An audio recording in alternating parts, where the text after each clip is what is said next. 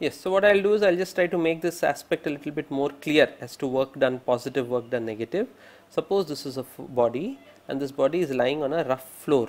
Now if a force F acts on this body and this force brings about some displacement S and there is frictional force. So this is frictional force. Now let us look at the work done by friction. So understand, whenever we say work done, we have to talk about work done by what.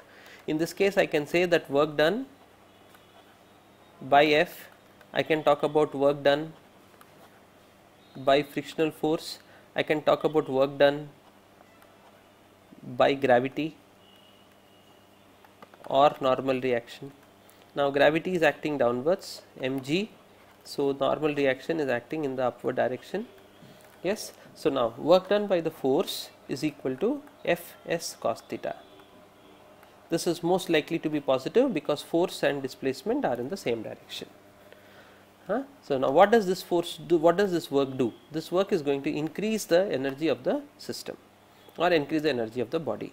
Now work done by frictional force. Why work done by frictional force? Also when I apply the same concept, it will be minus. It will be minus frictional force into S cos theta. Cos theta is minus 1, so it will become equal to minus frictional force into S. So here the work done by friction is negative, and a negative work done decreases energy. What form of energy? That we will see subsequently in the subsequent videos we will see. Now work done by gravity. In case of gravity, look, the angle between gravity and displacement is 90 degrees. So the work done by gravity, when you say, it will become equal to 0. It will be again the gravitational force mg into S cos theta. So the moment you apply mg into S cos theta, that theta is equal to 90 degrees. Now because theta is equal to 90 degrees, the work done by gravity will be 0. So understand that there is negative work done which decreases energy, there can be positive work done which increases energy, and there can be 0 work done. 0 work is done when the force and displacement are perpendicular to each other. Such a force has no effect on the body. So the body is kind of in equilibrium because of forces along that direction. So here, because of mg and nr, I can say that the body is in equilibrium. So these forces will not give rise to any work done. Okay. So we need to understand this concept of work done, how it decreases energy, how it increases energy. This a little bit of application of this will also happen in the case of thermodynamics.